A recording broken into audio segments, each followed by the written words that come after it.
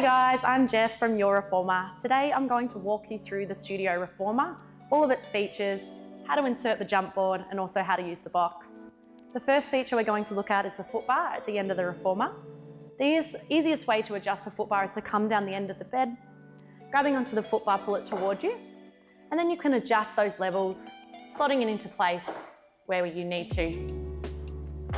Usually that'll be instructed in your classes or for comfort for the type of body that you may have. I'm going to show you how to insert the jump board while we're here. I'm going to pull that foot bar down and away, all the way out the way. You can see we have the platform here. You'll be using that through most of your videos, but if we're going to insert the jump board, we're going to come to the end. There's two knobs at the back here.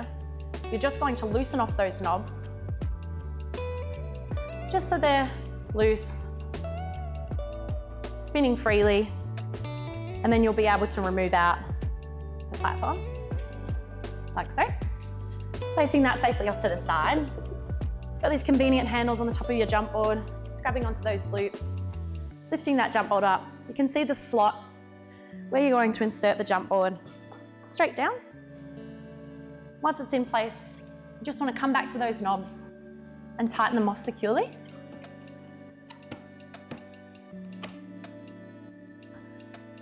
So just make sure they're nice and tight. You want to make sure that jump board doesn't move about when you're doing your workout.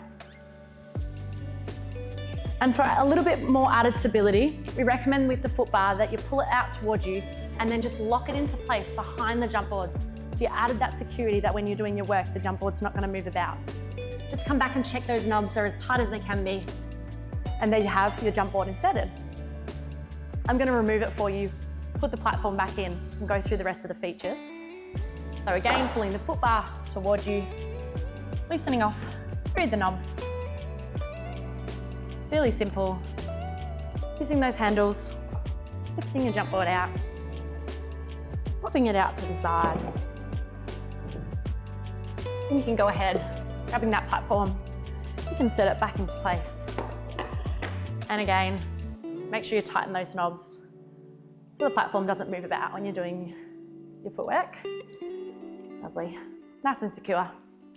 Let's come along to in between the carriage and the platform here. I'm going to explain through the springs. You've got three colours. You've got red, blue and yellow. The red springs are equal to 1 strength, the blues are half, and the yellows a quarter. The instructors will instruct you to what springs you need to put on for beginner, intermediate and advanced in the videos. So you look deeper into the carriage, you can see what we have, these 2 wooden blocks on the Studio Reformer, the stoppers. Got 1 and 2. We use the stoppers to allow that carriage to stop from coming in toward the platform. And so usually we advise those stoppers to be used for people that may be taller, or we want that carriage to maybe stop a little bit sooner than coming all the way in, to stop that jamming up through your hips or through your legs. Or if you're a little bit shorter, you want to get a little bit more depth into your legs and your hips, remove those stoppers so the platform and the carriage can come closer together. You'll also see on our Studio Reformer we have what we call the spring bar, so it's a movable bar. This bar in the middle position is what we call neutral, and that's usually where we advise you to set that up. If you're a little bit more petite or you haven't done much Reformer, you want a little bit less resistance, you're going to move down to that first notch. It's that negative position. And it just means when those springs are hooked on, there's a little bit less tension on the springs, a little bit less resistance for the workout. On the other hand, if you move the spring bar all the way to that top notch, that positive position, and then hook your springs on, a little bit more resistance, a little bit harder work through those workouts, a little bit more tension on the springs. But most of the time, we just recommend you have it in that middle section, in that neutral position. Lovely. As we move along the bed, we have our carriage, obviously where you do most of your lying down work. We have our shoulder rests. These shoulder rests are secured in place by these little pegs here, and they just screw in and out, so you can loosen those pegs. So if you're feeling your shoulder rests are a little bit loose or wobbly, just come to your pegs and screw them in nice and tight.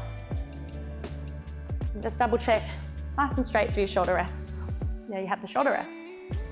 Then you're coming along to your headrest. The headrest has 3 positions. We've got flat, then the wooden block underneath. That first little rest, just a little raise, and then the highest position there, a little bit higher. Usually that's just for comfort, so whatever feels good for your neck or your body. Sometimes the instructors will instruct you to have the headrest either flat or raised, and that's for that alignment with your spine, but you'll find that out in your videos. Moving along next, we have our loops. So we have a long loop and a short loop. It's easy to kind of remember that the short loop is mainly for your hands and the long loop mainly for your feet.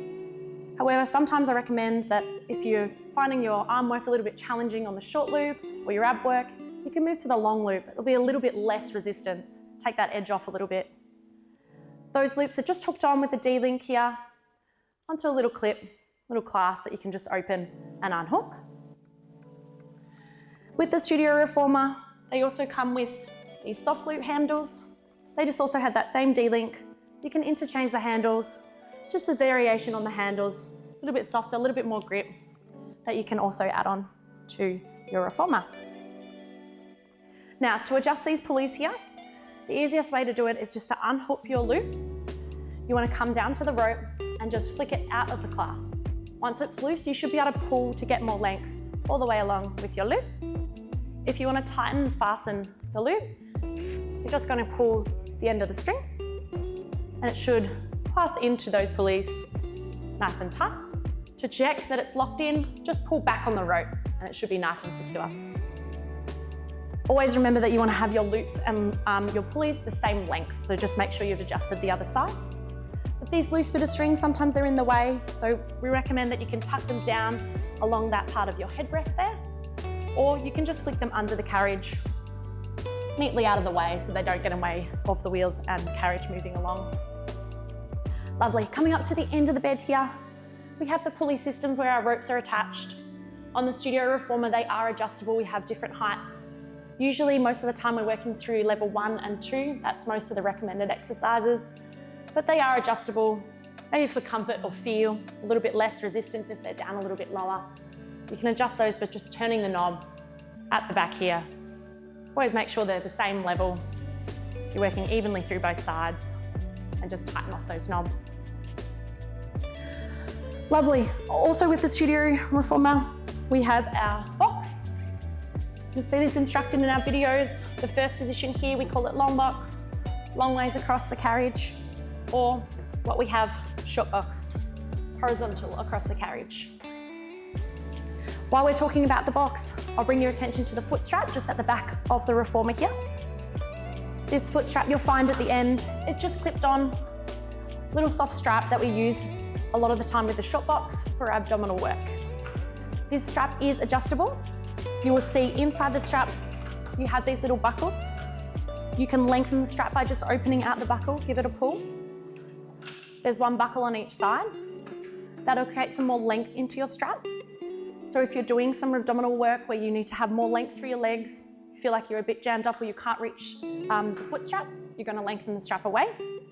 Or you might need the foot strap a bit tighter. You might feel like you can't have your leg out straight. So all you're going to do is tighten through the buckles on both sides. And the optimal length means that you'll have your legs nice and straight for that ab work, so you're nice and locked in and secure. So that's the box. Lovely, and that is our Studio Reformer for today. We hope you enjoy your Reformer and look forward to seeing you online.